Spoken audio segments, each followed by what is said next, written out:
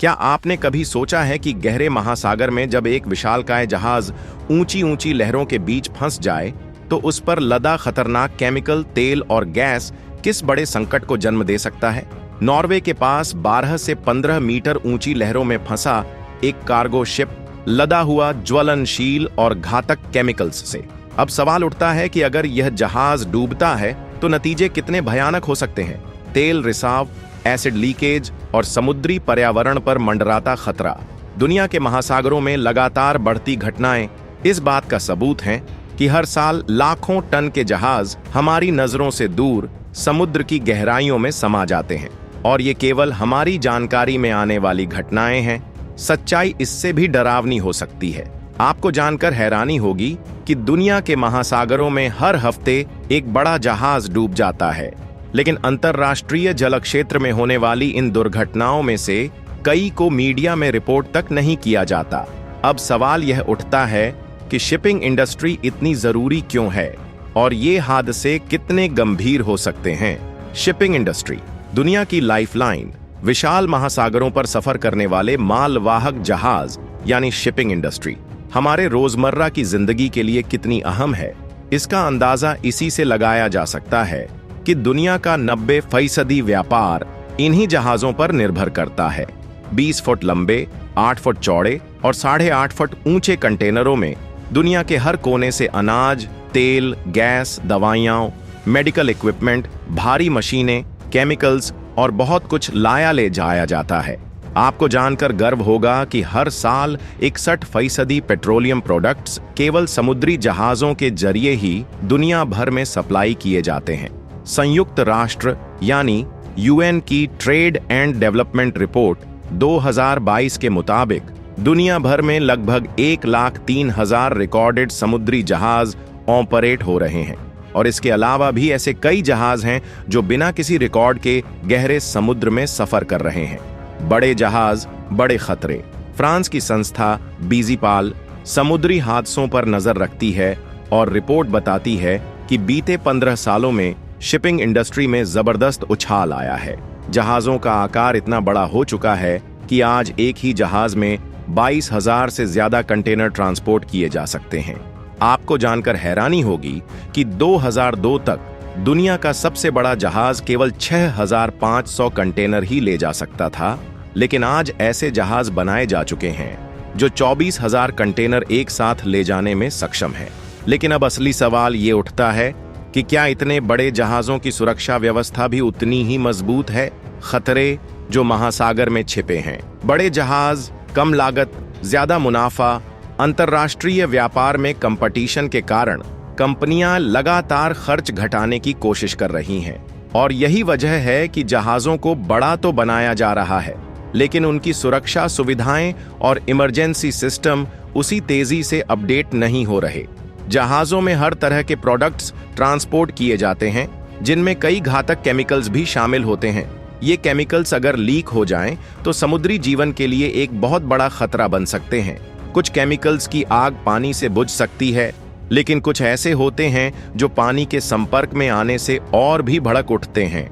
अब सोचिए, अगर ऐसा जहाज डूब जाए तो क्या होगा। क्या आप जानते हैं कि दुनिया का पहला तेल टैंकर कब बना था और आज के आधुनिक अल्ट्रा लार्ज टैंकर कितने विशाल हो चुके हैं। सोचिए, जब कोई बड़ा तेल टैंकर समुद्र में डूबता है तो पर्यावरण को कितना बड़ा नुकसान हो सकता है।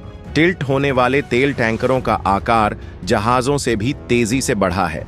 1878 में जब दुनिया का पहला सफल तेल टैंकर बना, तब उसकी लंबाई सिर्फ 56 मीटर और चौड़ाई केवल 8.5 मीटर थी। लेकिन आज के अल्ट्रा लार्ज क्रूड कैरियर यानी यूएलसीसी 415 मीटर लंबे और 68 मीटर चौड़े हो चुके हैं, यानी पहले के मुकाबले कई गुना बड़े और अधिक लोडिंग क्षमता वाले। लेकिन सवाल उठता है कि क्या यह बड़ा आकार बड़े हादसों का कारण नहीं बन रहा। शिपिंग इंडस्ट्री और तेल रिसाव का खतरा। साल 2010 से 2018 के बीच केवल 10 बड़े हादसों में ही महासागरों में 93% तेल रिसाव हुआ।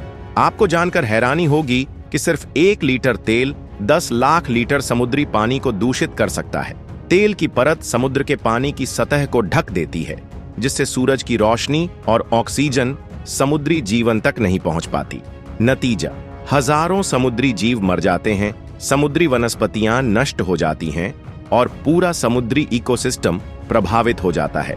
तेल रिसाव के भयावह उदाहरण सितंबर 2019 में पूर्वोत्तर ब्राजील के बहिया क्षेत्र में एक तेल टैंकर डूबा, जिससे कई किलोमीटर लंबा समुद्र तट प्रदूषित हो गया। अगस्त 2020 में मॉरिशस में एक जहाज फंस गया, जिससे इतना अधिक तेल रिसाव हुआ कि इसे पर्यावरणीय आपातकाल घोषित करना पड़ा। सितंबर 2020 में जापान के पास एक मालवाहक जहाज डूब गया, जिसमें 6000 गायें लदी हुई थीं। मई 2021 में श्रीलंका में एक मालवाहक जहाज पर अमोनियम नाइट्रेट, बेकिंग सोडा और प्लास्टिक पॉलीमर जैसी खतरनाक सामग्रियां उलदी थीं। जब यह जहाज डूबा तो समुद्र तट महीनों तक प्रदूषित रहा और सैकड़ों समुद्री जीवों की मौत हो गई। मार्च 2022 में पुर्तगाल के पास एक जहाज डूब गया, जिसमें 4000 लग्जरी कारें थीं। इनमें से कई इलेक्ट्रिक कारों में लिथियम बैटरियां थीं, जिनके समुद्र में गिरने से पर्यावरण को भारी नुकसान हुआ। हर साल कितने जहाज डूबते हैं? शिपिंग इंडस्ट्री कितनी सुरक्षित है? साल 2011 से 2021 के बीच कुल 892 जहाज महासागरों में डूब चुके हैं। इनमें से करीब 377 जहाज केवल कार्गो शिप थे। विशेषज्ञों का अनुमान है कि महासागरों की गहराइयों में करीब 30 लाख जहाजों का मलबा बिखरा हुआ है। कोविड-19 लॉकडाउन के दौरान हादसों में थोड़ी गिरावट जरूर आई थी, लेकिन अब फिर से बड़े मामलों की रिपोर्टिंग हो रही है। शिपिंग इंडस्ट्री में काम करने वाले लोगों के लिए कितनी सुरक्षित है यह इंडस्ट्री? महासागरों में चलने वाले जहाजों में दुनिया भर के लगभग 10 लाख लोग काम करते हैं।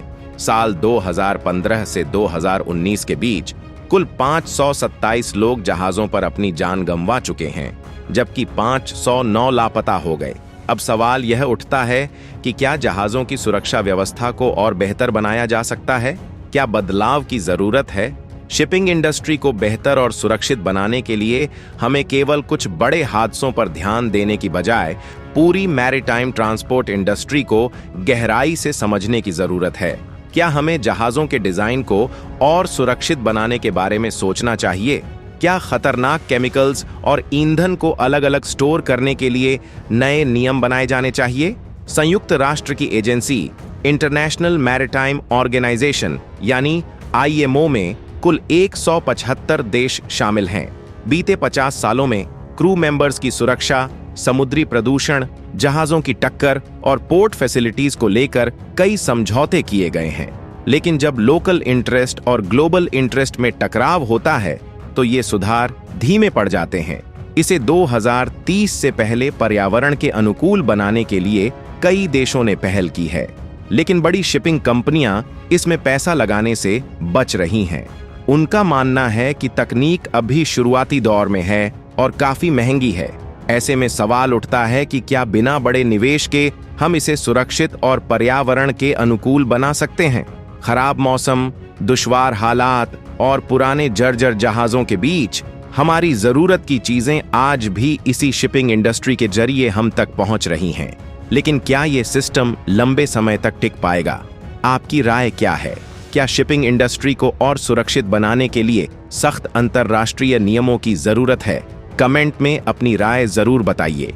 अगर आपको यह वीडियो पसंद आया हो तो इसे लाइक करें, शेयर करें और हमारे चैनल को सब्सक्राइब करें। मिलते हैं अगले वीडियो में। तब तक के लिए जय हिंद।